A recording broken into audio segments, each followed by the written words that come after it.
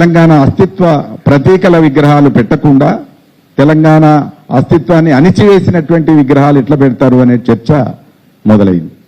అది ఇప్పుడే మొదలు కాలే. మిలియన్ మార్చ్ రోజు కూడా ట్యాంక్ బండ్ మీద ఉన్నటువంటి విగ్రహాల విషయంలో కొన్ని విగ్రహాల్ని ఆ రోజున ఆంధ్ర ఆధిపత్యానికి ప్రతీకలుగా భావించినటువంటి విగ్రహాలని తొలగించి హుస్సేన్ సాగర్లో చెరువులో వేసినటువంటి పరిస్థితి కూడా ఉంది.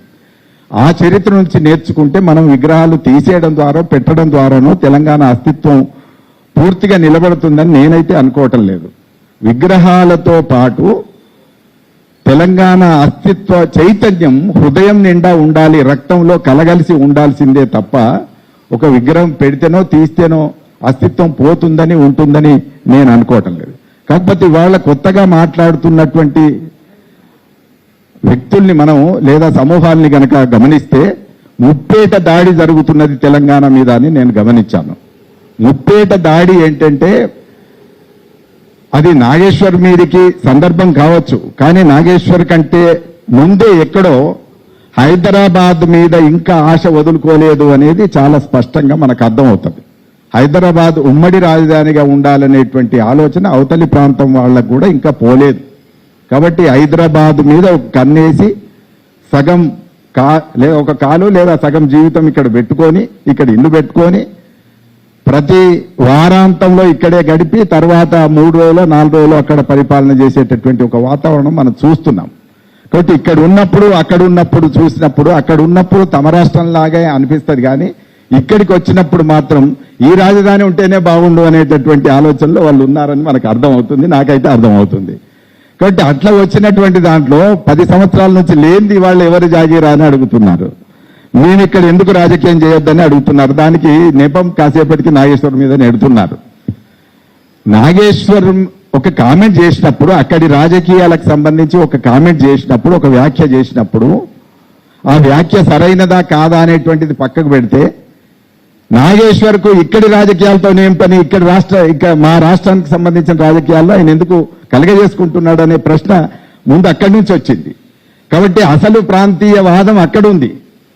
అక్కడ ఎందుకు కలగజేసుకుంటున్నాడు అని అన్నప్పుడు అక్కడి నుంచే ఆంధ్ర తెలంగాణ అనే ఒక వివక్ష మళ్ళీ అక్కడ రాజకీయ వ్యాఖ్యానాల్లో ఎట్లా ఉంటుంది అనేటువంటి చర్చ అక్కడి నుంచే మొదలైందని నాకు అర్థమైంది. అక్కడ అన్న తర్వాతనే ఇక్కడి వాళ్ళు రౌండ్ టేబుల్ ఏర్పాటు చేసి దాన్ని ఖండించడం జరిగింది.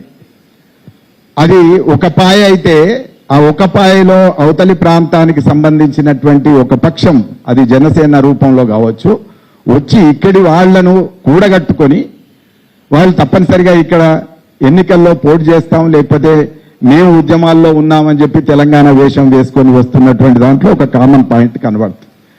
అట్లనే అదే రోజు దానికంటే 2 రోజుల ముందట మహానాడు జరుగుతున్నప్పుడు మహానాడులో ఆ పార్టీ యువ అధినేత తెలుగుదేశానికి తెలంగాణలో పూర్వ వైభవం తీసుకొస్తామని చెప్పి కూడా అక్కడ మాట్లాడడం జరిగింది. ఆ మాట్లాడినప్పుడే ఈ ప్రాంతానికి సంబంధించినటువంటి తెలంగాణ ప్రాంతానికి సంబంధించిన తెలుగుదేశం నేత ఆయన ఏమన్నాడంటే తెలంగాణ అనే పదం ఎక్కడా డిక్షనరీలో కూడా లేదు అని అన్నాడు. డిక్షనరీలో చరిత్రలో ఉన్నదా లేదా అనేటువంటి దానికోసం చాలా మంది చరిత్రకారులు పుస్తకాలు రాసి ఉన్నారు, శాసనాలు చూపి ఉన్నారు. ఆ శాసనాలు కూడా ఏ శతాబ్దం నుంచి ఎన్ని రకాల శాసనాలు ఉన్నాయి, ఇంగ్లీష్లో ఎన్ని పుస్తకాలు ఉన్నాయి, తెలుగులో ఎన్ని పుస్తకాలు ఉన్నాయి, అనేక రకాలైనటువంటి చరిత్ర పుస్తకాల్ని పరిశోధన చేసిన తర్వాత ఇవాళ ఆయన మాట్లాడుతున్న నిఘంటువులో తెలంగాణ లేదు అనే పదమే లేదు అని మాట్లాడుతున్నాడు.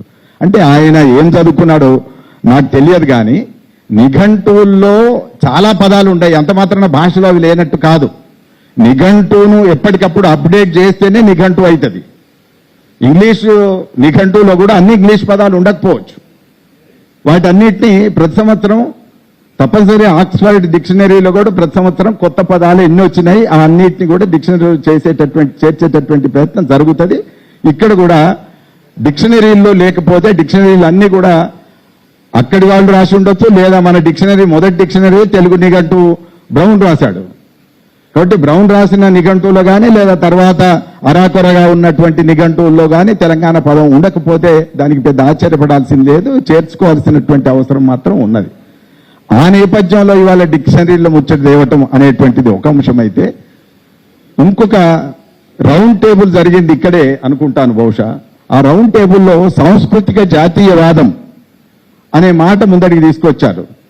ఆ సాంస్కృతిక జాతీయవాదం అనే పేరుతో ముందడికి తీసుకొచ్చినటువంటి ఆ రౌండ్ టేబుల్లో ఒక ప్రస్తావన ఏమొచ్చింది అనంటే, ఇక్కడ ఎవరైనా రాజకీయం చేసుకోవచ్చు అని అంటూనే ఇక్కడ ఎవరైతే గో బ్యాక్ అంటున్నారో గో బ్యాక్ అనేటువంటి వాళ్ళ యొక్క గొంతులు నలిపేయాలి అనే మాట కూడా వాడారు.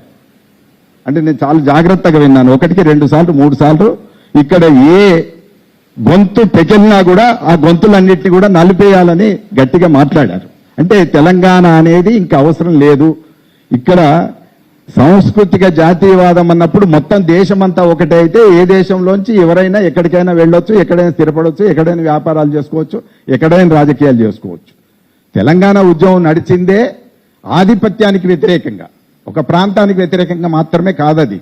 ఆంధ్ర ప్రాంతం నుంచి వచ్చి ఉన్నవాళ్ళు చాలా మంది ఇక్కడ ఉన్నారు. సామాన్యులు కావచ్చు, ఉద్యోగులు కావచ్చు, మీ విలేకరులు కావచ్చు, మీడియా కావచ్చు, ఇంకా అనేక మంది ఉన్నారు. వాళ్ళు అన్నది మీద కాదు, ఎవరైతే ఆధిపత్యం చెలాయిస్తున్నారో తెలంగాణ మీద, తెలంగాణ రాష్ట్ర ప్రజల మీద, తెలంగాణ సాంస్కృతిక అస్తిత్వం మీద ఎవరైతే ఆధిపత్యం చేస్తున్నారో వాళ్లను మాత్రమే గో బ్యాక్ అనేటువంటిది జరిగింది.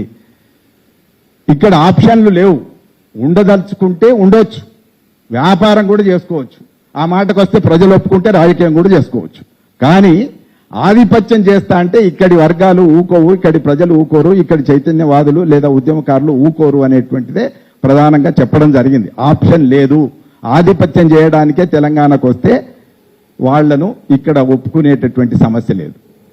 టోన్ రాజకీయం చేయడానికి వచ్చినటువంటి వాళ్ళు జాగీరాని మాట్లాడతారని నేను అనుకోను. ప్రజల మీద గౌరవం ఉండాలి, ఇక్కడి ఓటర్ల మీద గౌరవం ఉండాలి.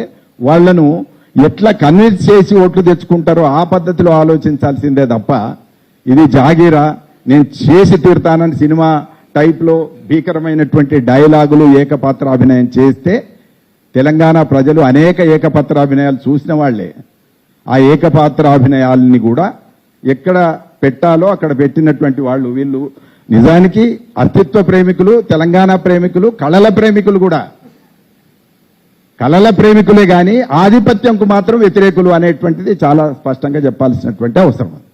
ఇక్కడ 3 గొంతులు ఒకటిగా కనబడుతున్నాయి. ఏంటంటే 2 రాజకీయ పక్షాలు మాత్రమే కాకుండా సాంస్కృతిక పక్షానికి సంబంధించి, కేంద్ర సాంస్కృతిక పక్షానికి సంబంధించిన వాళ్ళు కూడా జాతీయవాదం అనే పేరుతో తెలంగాణ వాదాన్ని వ్యతిరేకిస్తున్నటువంటి అంశం చాలా స్పష్టంగా ఆ రౌండ్ టేబుల్లో అయితే నాకు కనబడ్డది.